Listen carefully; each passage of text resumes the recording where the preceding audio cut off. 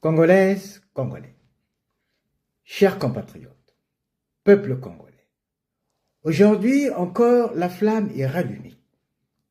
Une jeunesse consciente poursuit l'œuvre et la vision de nos aïeux, Mabiala Manganga, Boita Mbongo, André Grenard Machwa, le président Fulbert Yulu, le président Opango, Titsili, Kikungangot, le président Massamba Deba, le cardinal Émile Beyenda, le président Mariam Wade, le président Jacques Joachim Yombi Opango, le président Pascal Lissouba, le président Guy Parfait Kolela et bien d'autres.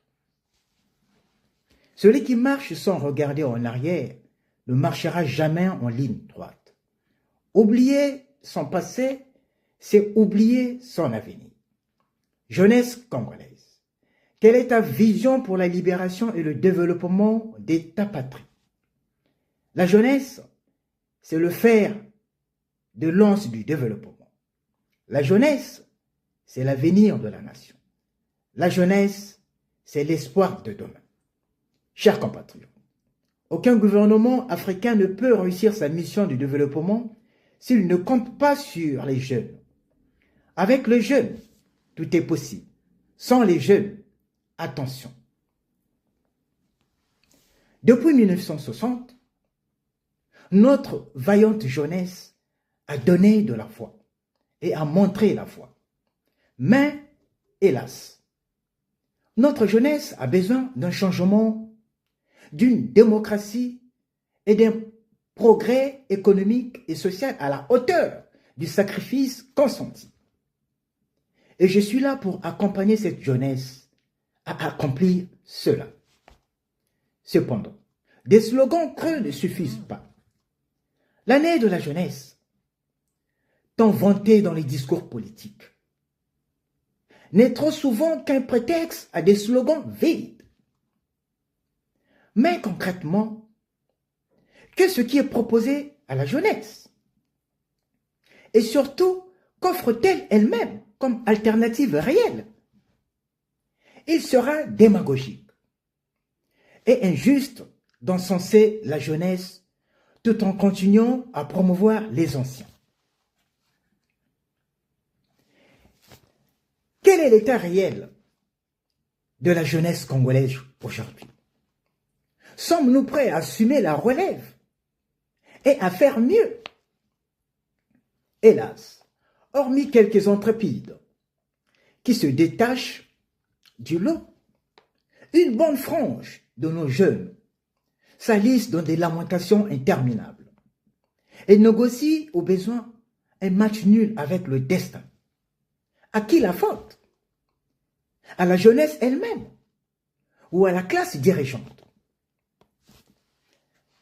Au sujet de vices qui gangrènent la jeunesse congolaise, nous constatons que cette jeunesse congolaise est en proie à de nombreux vices, sous l'œil indifférent ou complice de la famille Sassou Nguesso et de la classe dirigeante. Le premier point nous conduit à l'insouciance et l'indiscipline. Des scènes, des films d'hymnes hollywoodiennes se déroulent dans nos villes, juchés sur leurs motos, roulant à tombeau ouvert, écouteurs visés aux oreilles et brûlant le feu tricolore. Certains jeunes foulent aux pieds des règles élémentaires de la sécurité routière. Et ces jeunes filles qui s'admirent dans les autres-viseurs de leurs engins en pleine circulation. Et c'est cela le courage. Le deuxième point, c'est le concept de l'addiction et la délinquance.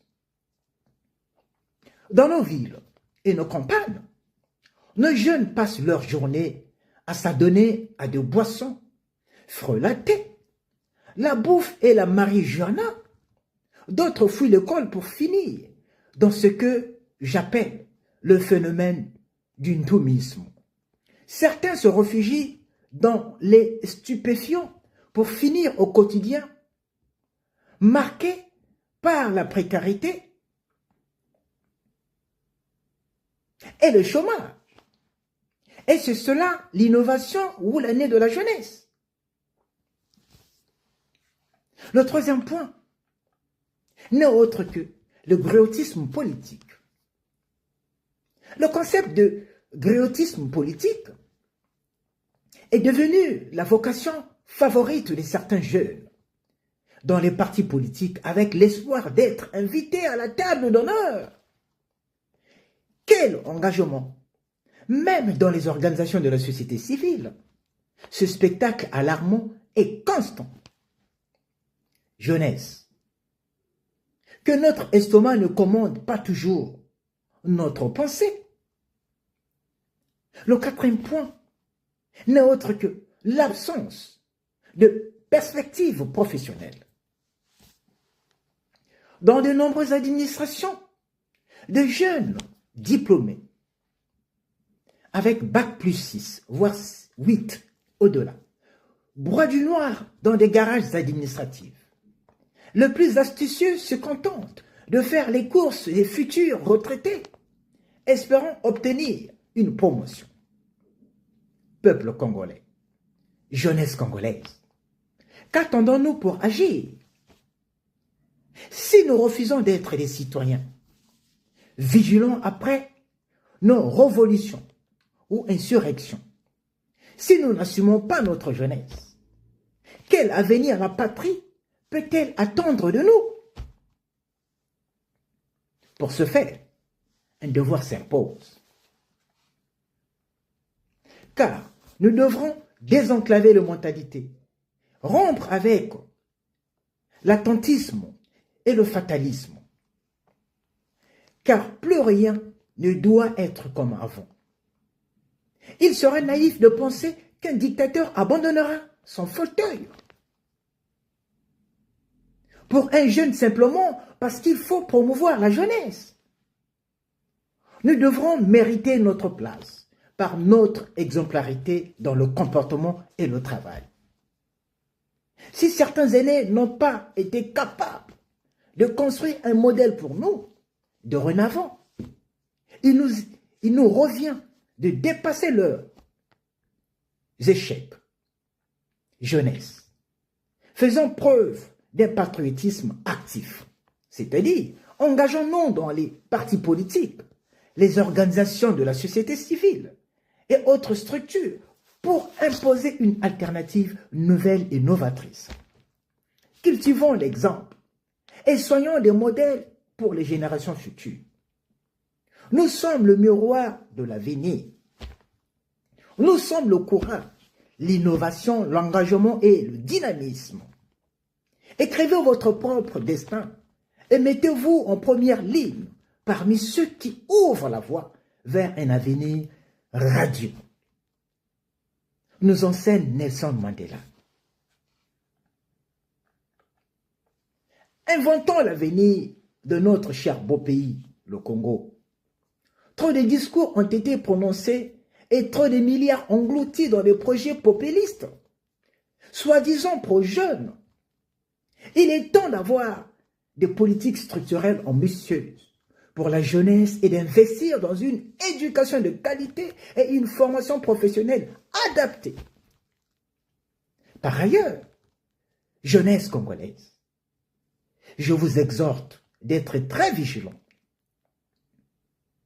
à l'approche de l'année 2025. Car le prototype du loup veut se déguiser en agneau. Alors que ce dernier, lors de son interview en juin 2017, avec le journaliste Eli Smith, Ntumi avait déclaré en ces termes: « Je mourrai par la volonté de Dieu et non par celle des satanistes à Brazzaville. Ils ont chéri. Mon combat s'inscrit dans la logique de la libération totale du Congo. Je n'ai aucune ambition présidentielle. » Jeunesse congolaise, la vérité doit éclater au grand jour. Notre peuple a assez souffert. Il est temps de mettre fin à la récréation et de reprendre le contrôle de notre destin.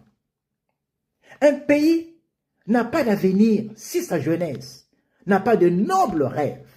Aidons-nous à rêver pour notre patrie.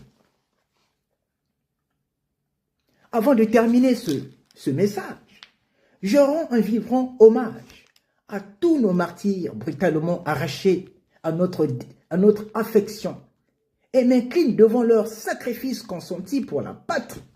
Je n'oublierai jamais ces blessés qui portent encore dans leur chair ou leur âme les stigmates de tragédies passées.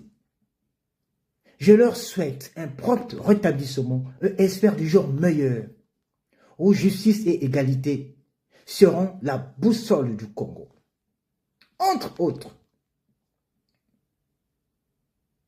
c'est avec un cœur serré, meurtri, que je vous souhaite le vœu de meilleur, surtout la santé,